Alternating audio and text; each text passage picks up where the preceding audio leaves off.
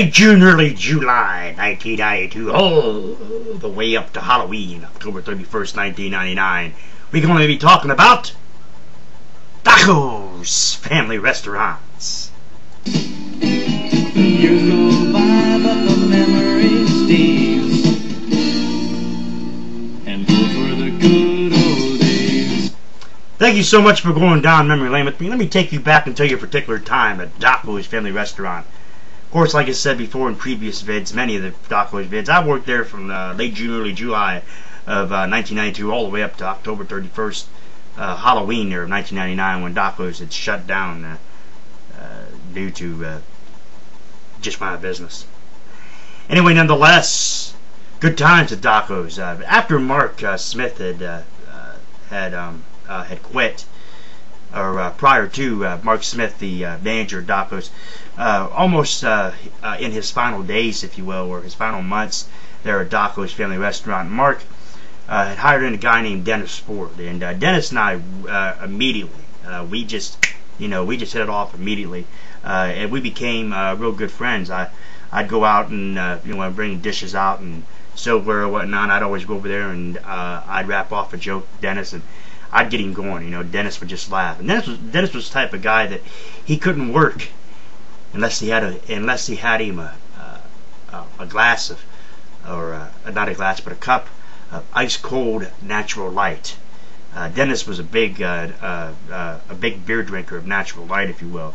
So when Dennis would have me go down to the Maslin drive-through down there on Lincoln Way down there. Not sure what that side street that runs there anyway, nonetheless, but it's still down there to this day. The Maslin drive-through there on Lincoln Way West, there, just across the street from the top of the Viaduct restaurant, which was Doco's major competitor, if you will. And I might get into that later. I think I might have already said it down memory lane videos of Doco's before.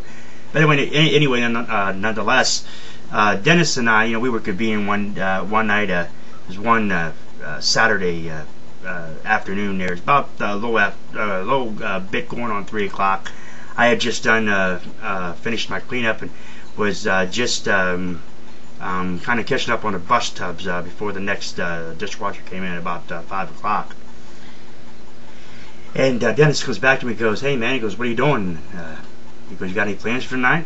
I said, "Nothing really. Probably just sit around and look stupid." He's like, "Well, I tell you what," he goes, "how about we you and me go out? We have a few beers and whatnot." I said, "I don't know." I said, "I got to tell my mom, of course. We didn't have a phone because at the time we had lived with old lady across the street there on Edwin, from across the street to my Aunt Sue's old place, and I think I mentioned this at one point down memory lane about my Aunt Sue, Edwin and Sue Taylor. Anything and going into the place archives and defaults and listen to that story. But anyway, nonetheless, after that story, or after that house was condemned, we lived across the street there with old lady named Mary Calhoun, and Dennis and I walked from Doco's on the other side of town there, the southwest side, down to the southeast side there on Edwin Avenue. And we told my mom, that we were going out, and Dennis is like, "Hey, he says, I know that he's over 18 and whatnot," because at the time I was probably like, I don't know, about maybe 25 or 24, something like that. Anyway, nonetheless, he ended up saying, "Don't worry, I'll take good care of him. He'll be all right. He's in good hands."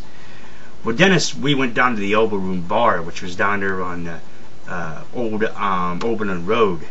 There, I don't know what they call it, something else now. Old Oberlin Road in South Erie. And we go down there, and we have a few drinks down there. I think I consumed a couple shots of Jack Daniels that night, there at the Elbow Room. A couple shots of Jack Daniels, maybe 5 or 6 beers. Well, maybe not 5 or 6 beers, maybe about 2 or 3 beers, and a couple shots of 101 proof firewater. Well, Dennis, after that was over, Dennis had found us